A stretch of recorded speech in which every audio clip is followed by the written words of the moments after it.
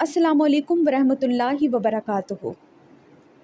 Viewers, अल्लाह पाक फरमाते हैं कि ए इब्ने आदम, तो मेरी तरफ एक कदम बढ़ा, मैं तेरी तरफ 10 कदम बढ़ाऊँगा। व्यूअर्स, ये अल्लाह पाक की चाहत ही है, अल्लाह पाक की मोहब्बत ही है, जिसकी बदौलत हम इतने गुनाहों के बावजूद भी एक अच्छी ज़िंदगी गुजार रहे हैं। व्यूअर्स, उसके लिए अपने दिल में चाहत रख के तो देखें, उसके लिए अपने दिल में मोहब्बत को उजागर करके तो देखें, फिर देखिए वो किस तरीके से आपकी तरफ आता है। व्यूअर्स, आप लोग ये सोच रहे होंगे कि मैंने आज ये कैसा मौजू चूज़ किया है कि अल्लाह पाक को ख़त लिखें। आप वैसे डायरेक्ट अल्लाह से बात भी तो कर सकते हैं, अल्लाह से दुआ भी तो कर सकते हैं, अल्लाह से मांग सकते हैं। ऑब्वियसली आप मांग सकते हैं, क्योंकि वो हर वक्त आपको सुनता है, आपकी शहरक से ज़्यादा करीब है वो। लेकिन ख़त लिखने का अपना ही मज़ा है। व्यूअर्स, मैं कभी भी आपको वो बात नहीं कहती जो मेरा ख़ुद का तजर्बा ना हो, जो मैंने ख़ुद प्रैक्टिस ना की हो।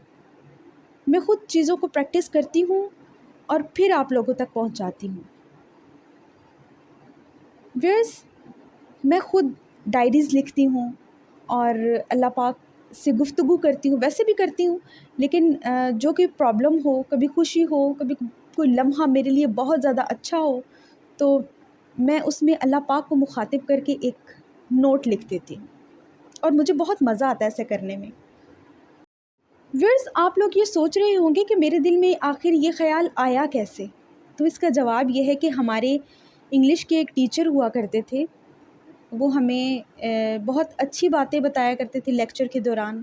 कभी कोई पॉइंट आ जाता तो उसको बहुत अच्छे तरीके से क्लियर किया करते थे और रूहानी हवाले से वो हमें बहुत अच्छी बातें बताया करते थे। तो वो कहने लगे कि एक दफ़ा मेरी वाइफ़ जो है वो स्टोर रूम की सफाई कर रही थी। अक्सर स्टोर रूम होते हैं ना, हम वहाँ पर चीज़ें रख के भूल जाते हैं अक्सर। जो चीज़ें बेकार हो जाएं या जो बहुत कम काम आती हैं तो हम स्टोर रूम में फेंक देते हैं, तो अक्सर हम रख के भूल जाते हैं, सालों वहाँ पड़ी रहती हैं, फिर अरसे बाद हम खोलते हैं तो फिर हमें याद आता है, हाँ ये फ़लाँ चीज़ फ़लाँ वक्त में यूज़ हुई थी या इस तरह की चीज़ें। तो उन्होंने बताया कि मेरी वाइफ़ जो थी वो स्टोर रूम की सफाई कर रही थी, तो वहाँ पर एक लकड़ी का संदूक पड़ा था। तो उन्होंने उस संदूक को खोला तो उसमें तमाम मेरी चीज़ें रखी हुई थी। तो उन्होंने जब सारी चीज़ें निकाली तो संदूक के सबसे लास्ट में, यानी कि निचली तह में, वहाँ पर चंद खतूत पड़े हुए थे। तो मेरी बेगम ने ऐसे मुझे देखा तो उन्होंने कहा, ये क्या चीज़ें हैं? तो हमारे टीचर कहते हैं कि मैं ख़ुद भूल चुका था कि ये किस तरह के खतूत हैं। तो उन्होंने जब उसको खोला, तो जब उसको पढ़ना शुरू किया तो वो बोले कि मेरी आँखों में आंसू आ गए। तो जब उनकी वाइफ़ ने देखा, बकौल उनके जब मेरी वाइफ़ ने देखा, तो वो बहुत हैरान हुई कि ये किस टाइप के खतूत हैं, आप पढ़ के रो क्यों रहे हैं? तो उन्होंने कहा कि देखो ज़रा, मैंने ये तमाम खतूत अल्लाह पाक को लिखे थे और तमाम ख्वाहिशात जो मैंने इन खतूत में लिखी हुई थी, जो विशेस थी मेरी, आज वो तमाम पूरी हो चुकी हैं और कुछ पूरी होने वाली हैं। तो मेरी ख्वाहिश थी कि मेरी बहुत अच्छी जॉब हो, मेरा अपना घर हो, या और भी बहुत सारी उन्होंने लिखी होंगी, तो उनमें से चंद उन्होंने हमें बताई। तो और साथ हमें ये भी बताया कि जब मैं परेशान हो जाया करता था तो अल्लाह पाक को एक ख़त लिख दिया करता था, और ये आइडिया उनका अपना था। वैसे ही वो ऐसे होता है ना, इंसान जब किसी को अपने दिल की बात नहीं बता सकता तो सिर्फ़ उस वक्त एक अल्लाह होता है जिससे इंसान अपने दिल की बात कर सकता है।